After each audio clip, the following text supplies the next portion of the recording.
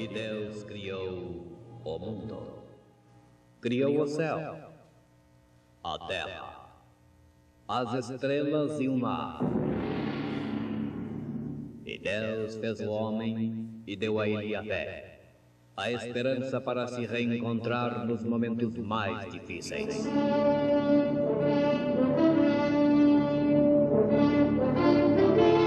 E num esforço supremo para levar Deus até você, aqui está o pregador da fé. Pastor Joaquim Gonçalves nos traz fé para vencer. Quão perfeito, então, é a sétima trombeta e o sétimo selo.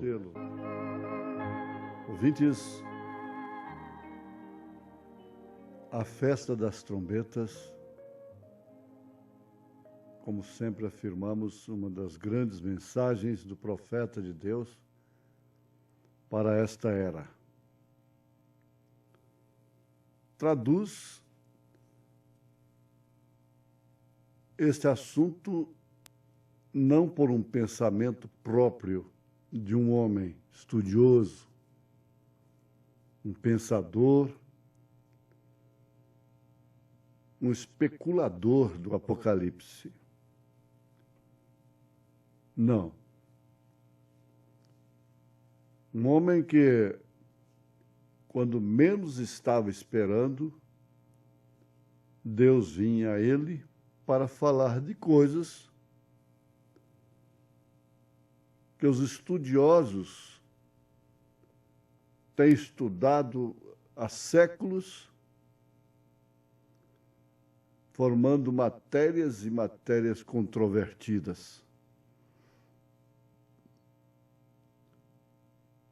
Aí vem ele com a verdadeira revelação de tais e tais matérias. Como, por exemplo, as 7 trombetas e os 7 selos. E ele está mostrando nesta mensagem que isto está perfeitamente juntos na perseguição dos judeus e em todo cumprimento com os gentios. Em Apocalipse 9, verso 13, sob a 6ª trombeta, Apocalipse 9, 13. Sob a 6ª trombeta, haviam 200.000 cavaleiros no mundo. Mas ali, eles estavam no rio Eufrates, porque eles não estavam no mundo, aliás. Em todo o mundo não haviam tais cavaleiros. Dá a entender de homens montados a cavalo. Então o profeta pede bastante atenção nisso, porque não eram cavalos naturais. Eles soltavam fogo e eles tinham peitorais de jaspe e tinham caudas. E, finalmente, no final das caudas, aquilo parecia com serpentes. A cabeça de cada cavalo daquele era como de cobra, e em sua ponta havia um ferrão. Eram cavalos espirituais. Então, demônios espirituais, cavalos de guerra, que foram presos no Eufrates por todos estes anos, demônios espirituais. O que era isto? A mensagem nos mostra a revelação junto à história, não a interpretação junto à história, mas a história e a revelação. Isto era o velho Império Romano sendo despertado e a perseguição dos judeus. Ela estava atrás de tudo isto. Eles estavam presos aproximadamente por 2000 anos no rio Eufrates. Não podiam atravessar para a promessa, para onde Deus operava através da liberdade. Então, uma seita religiosa que estava tentando sempre penetrar, dominar, isto quer dizer, exercer um domínio que veio a se expressar através de forças malignas, demônios com sede de sangue, sangue de cristãos e sangue de judeus. Isto forma um paralelo, porque se temos a história do Holocausto dos judeus, nós temos também o Holocausto dos cristãos, 68 milhões de cristãos. Eufrates, vocês sabem, o Eufrates veio através do Éden, mas eles estavam presos ali. 200 mil demônios de perseguição. Eles tinham sede de sangue. E observe o que acontece sob a sexta trombeta. Foram soltos sobre os judeus. Então veio a perseguição dos judeus. Demônios completamente sobrenaturais. Usando homens como Hitler, Stalin, Mussolini, aproximadamente, depois de aproximadamente 2000 anos, eles foram soltos para cumprir essa sentença maligna que os judeus chamaram sobre si por terem sido cegados. Você diz, mas esses são os romanos. Aliás, outros dizem, esses não são os romanos. E quando se fala de atrocidades e atrocidades, só pensam na Roma pagã. O profeta afirma, é o mesmo Espírito que fez as mesmas coisas, o mesmo Espírito, os mesmos demônios que fez isto com os judeus, fez as mesmas coisas aos cristãos nos dias da velha Roma pagã. Agora,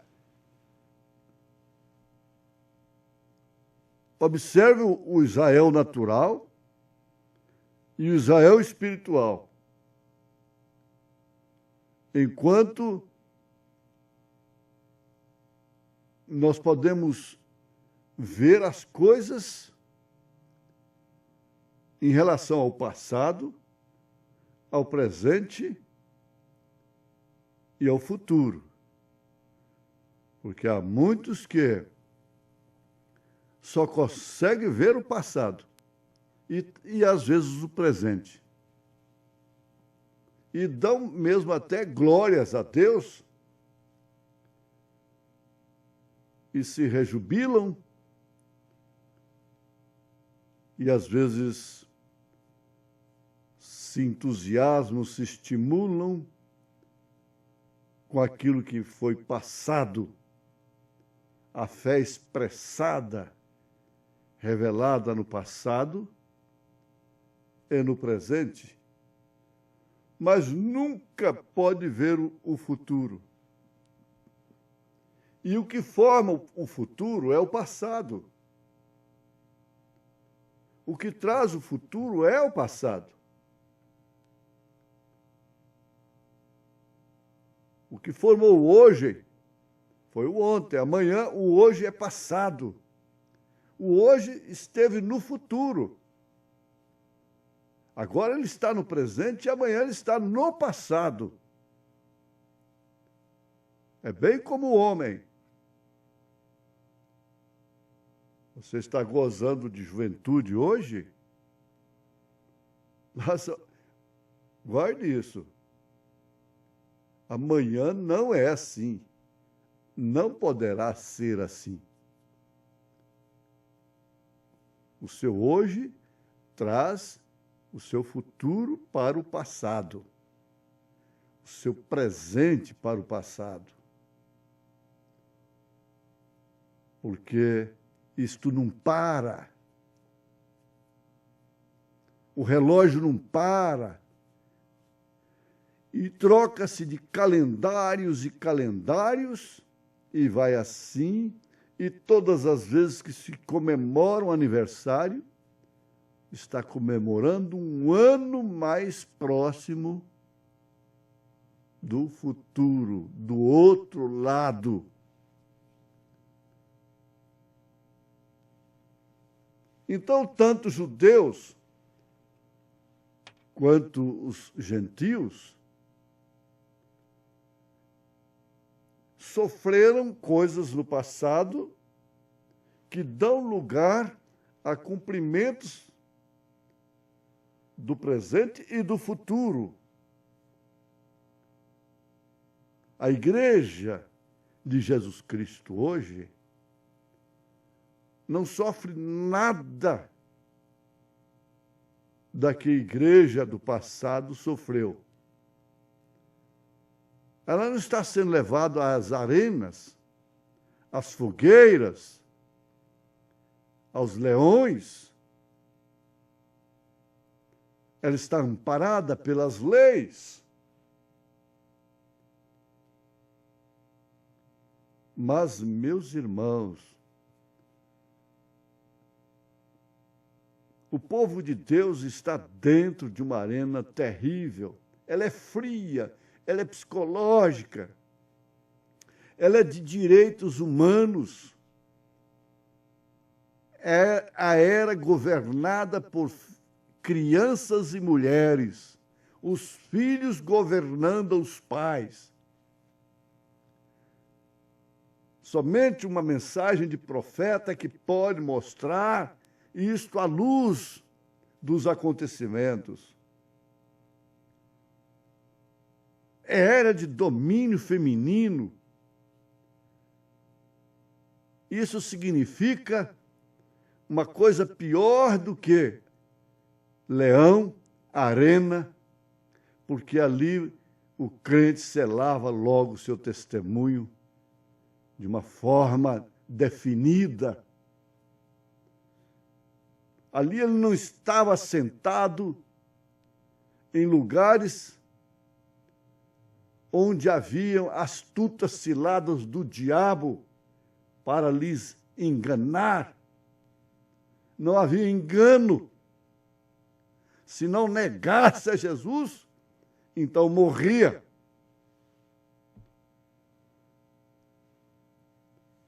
Agora tudo é diferente. É circunstancial. É um comprometimento de sentimentos, de direitos. Mas, na verdade, o profeta está mostrando que tanto as trombetas quanto os selos têm sido abertos, as trombetas têm sido soadas e os acontecimentos testificam que isto é a verdade e a frieza, a indiferença para o que tem acontecido, a naturalidade do pecado, da injustiça,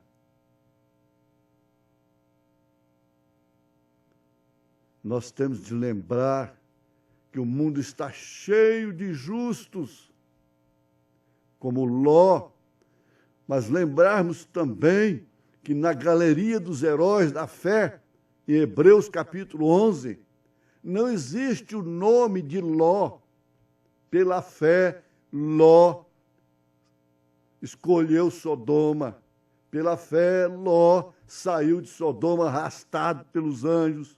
Pela fé, Ló não olhou para sua mulher, que se transformou em estátua de sal. Pela fé, Ló gerou 2 filhos com suas próprias filhas. Você não encontra isso em Hebreus 11. Você encontra pela fé Abraão. Encontra pela fé você, em nome de Jesus Cristo. Amém.